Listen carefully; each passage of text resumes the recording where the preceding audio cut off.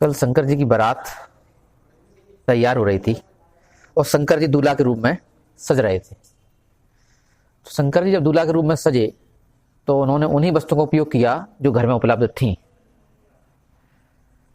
मतलब है कि व्यक्ति अपने सहज रूप में ही रहे।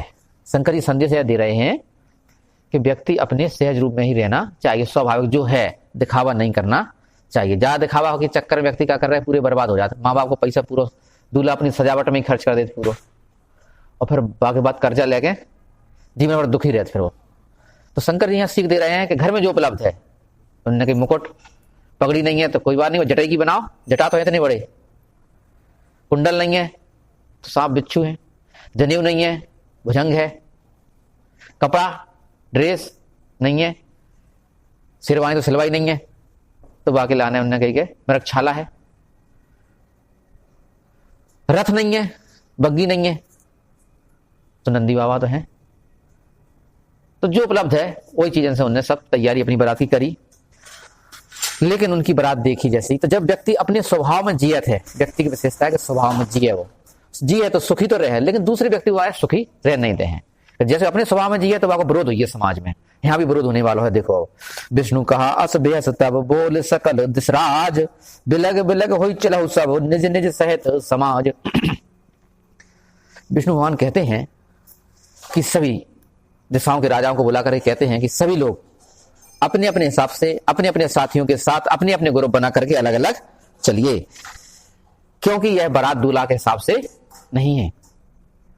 बात हो रही थी कि सुर समाज सब भांत अनुपा। सुर समाज तो बहुत सुंदर है, बाराती सब सुंदर है, लेकिन नहीं बारात दूल्हा ही अनुरूपा। यह बारात दूल्हा के हिसाब से नहीं है। नहीं है का मतलब दूल्हा स्वाभाविक रूप में है अपने, और बारात पूरी सच की आई। जैसे आज के जमाने में बारात में लोग सच के जाते हैं, बर्बाद रुपया करते हैं, 20,000 रुपया तो ब्यूटी पार्लर ही दे रहा है जाबाद के भाई अलग दिखें सबसे, और अलग भी दिखने नहीं है, सब एक से ही है। अगर सबने 20,000 रुपया खर्च करी तो सब तैयार है। हाँ, शंकर जी ने तो पाउडर के रूप में भभूत लगाई केवल। तो जो अपने स्वाभाविक रूप में जी है, अपने स्वभाव में जी है, वह विरोध हुई है।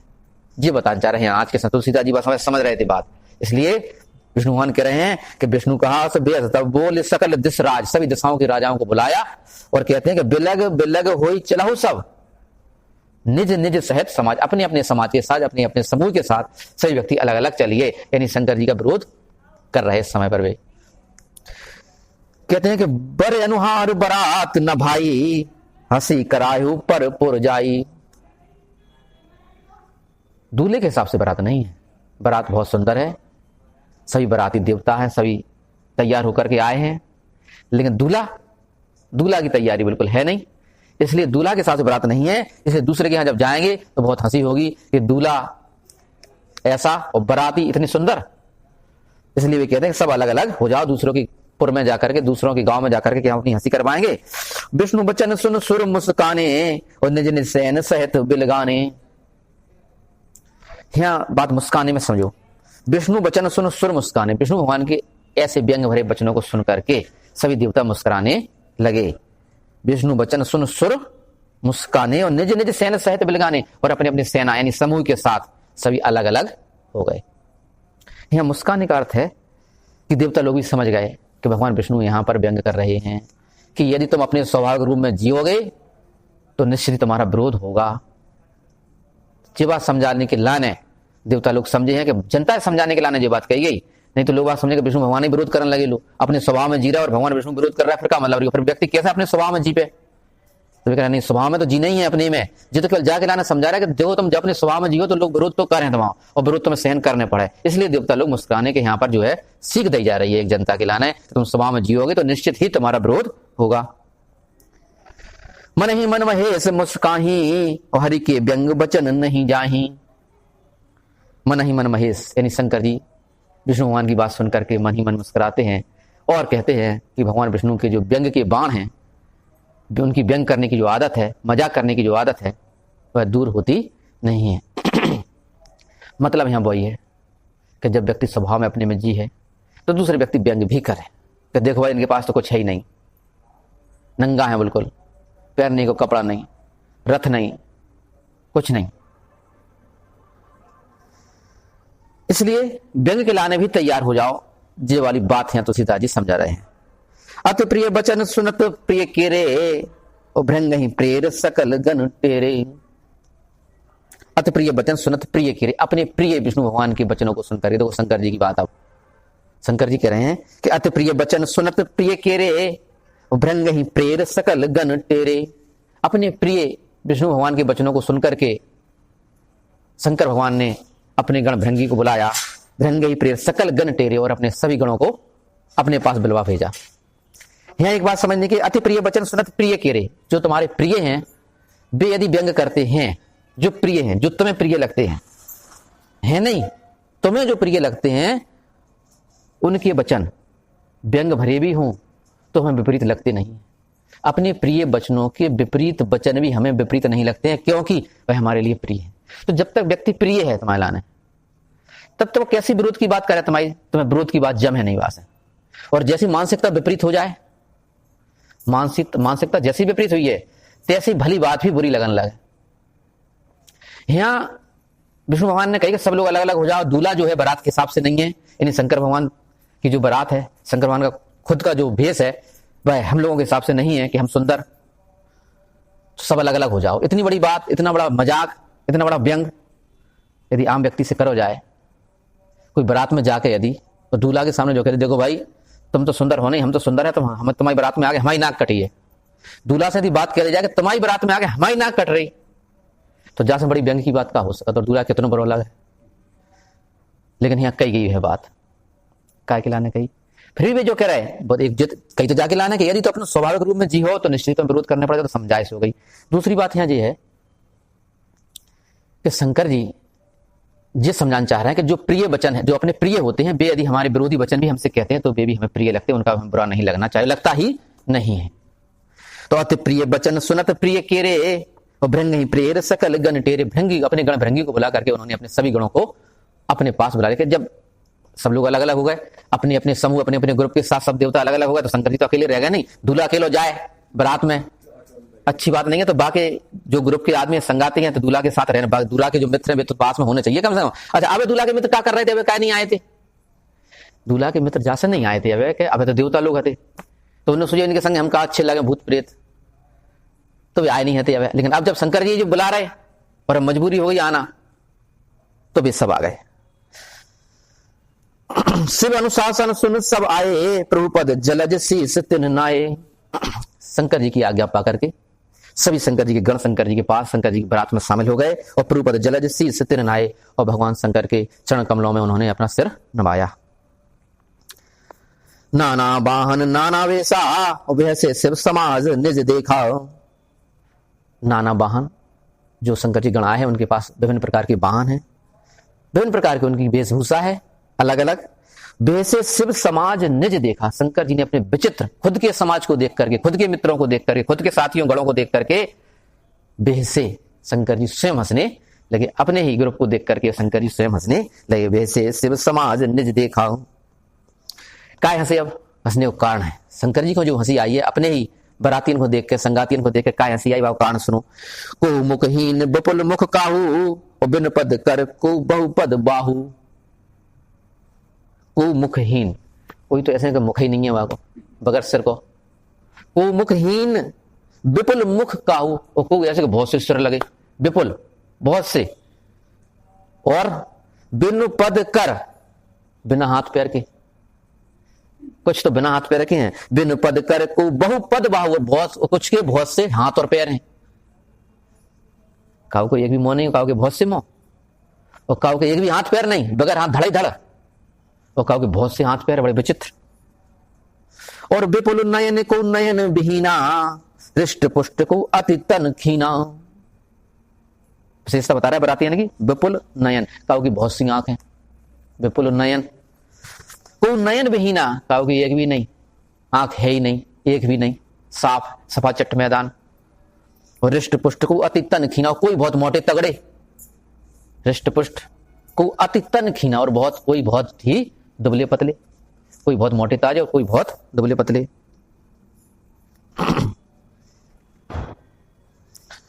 तन खीन को अति पीन पावन को अपावन गति धरे, भूषण कराल कपाल कर सब सद सोनित तन भरे।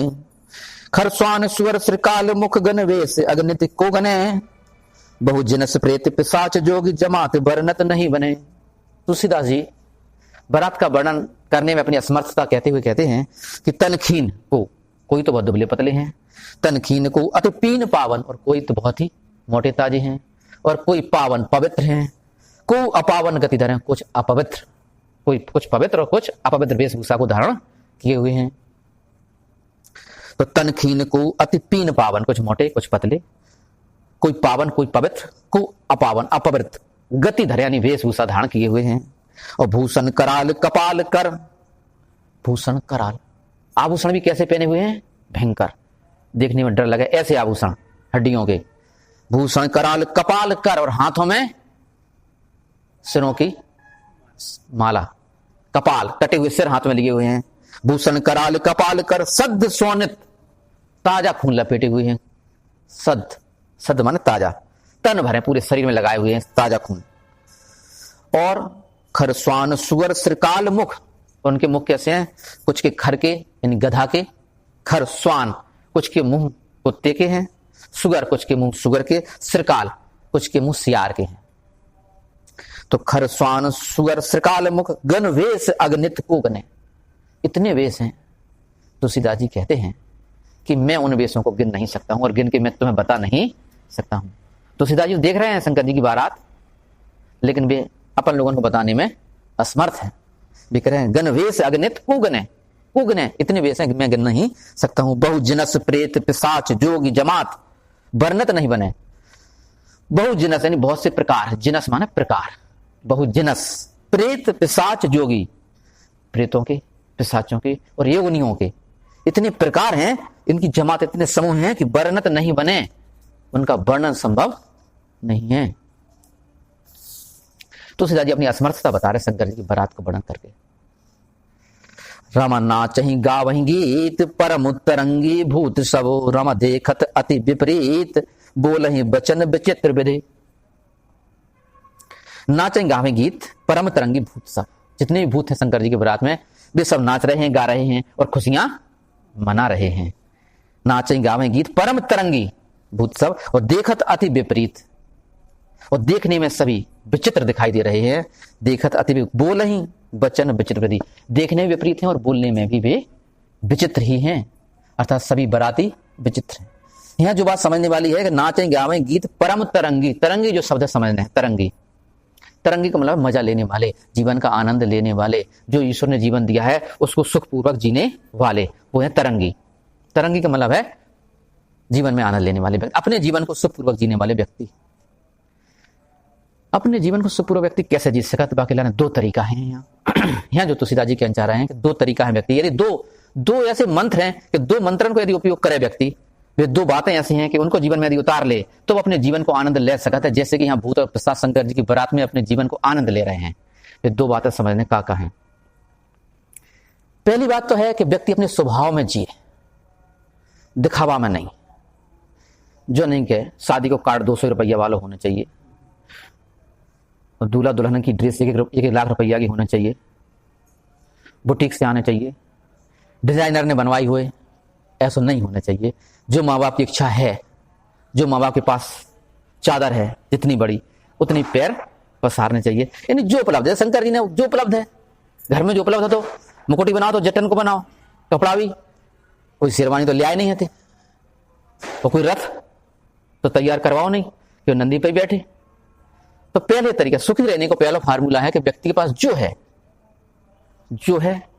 जो स्वभाव है उतनी से काम चलाए तो सुखी रहे। लेकिन एक बात और बताई उन्होंने जामे अभियान के, जो यदि उतनी से तुम काम चलाओ तो जो तो पक्की बात है, पीछे देखो तो आप मजाक भी उड़ाओ जाए, जैसा कि यहाँ उड़ाओ कि भाई अपने अपने समूह के साथ अलग अलग हो जाओ, तो बाकी लाने तुम तैयार रहो। यदि सुखी रहना है तो बात से दुखी नहीं होने। दूसरी बात, व्यक्ति से जो गलतियां होते हैं वे गलतियां करवाते व्यक्ति को जीने की लालसा, जीने की इच्छा। सोच के देखो, कोई व्यक्ति 1000 साल के लाया तो है नहीं, कोई राजा याति की तरह तो है नहीं कि 1000 साल जीने सबको, और राजा याति को भी 100 करके मिली, 1000 साल इकट्ठी तो मिली नहीं। जब 10 पुत्र ने उम्र दी तब मिल पाई थी राजा याति को भी। तो व्यक्ति को यदि अपनी मौत याद रहे कि एक दिन मौत तो आनी है, जहां ज्यादा उम्र 100 साल, ज्यादा से ज्यादा कह दिया हमने, बाकी बात तो मौत आनी है व्यक्ति को। यदि मौत याद रहे व्यक्ति को तो है व्यक्ति गलत काम करत कब है, जब वह मोह है अपने जीवन के प्रति। जीवन के प्रति यदि मोह है तो गलत, जीवन के प्रति जो मोह है वही व्यक्ति से गलती करवाते है, और गलती को दंड तो मिले। दूसरे को लूटने की इच्छा कब है उस व्यक्ति को, जब अपने जीवन के प्रति मोह हो, कहीं नहीं हाउ, कहीं से आऊ पैसा आऊ। तो जब व्यक्ति अपने जीवन के अपने सुख के प्रति मोहित हो जाए, तो सुख के प्रति जब मोहित हुई है तो निश्चित ही वहां से गलतियां हुई हैं। हाँ, यहाँ जो है कि जो यानी अपने शरीर के प्रति जो मोह है, और शरीर ये व्यक्ति ध्यान में रखो, दूसरा फार्मूला है कि शरीर नश्वर है, इससे तो नष्ट होना ही है। पहला फार्मूला जो स्वाभाविक जीवन है जो हमारे पास उपलब्ध है हम उसी में जिएंगे, और दूसरा फार्मूला है कि जीवन को तो नष्ट होना ही है। ये दो बातें यदि याद रहें तो व्यक्ति सुखी रह सकता है। यहाँ जो है भूत और पिशाच अपने जीवन को आनंद ले पा रहे, का है दो ही बातें हैं कि जो उनको स्वभाव है, उनके दूल्हा तक जो उनके पास उपलब्ध है वह भी तैयार है, और वैसे उनके वे भी तैयार होकर नहीं आए, तो जैसे उनको शरीर है वैसे शरीर से भी आ गए। एक बात। दूसरी बात, शरीर के प्रति मोह है नहीं, क्योंकि भूत और पिशाच है तो उनके पास शरीर तो है ही नहीं, और जब शरीर है ही नहीं तो शरीर को मोह क्या हुई है उन्हें।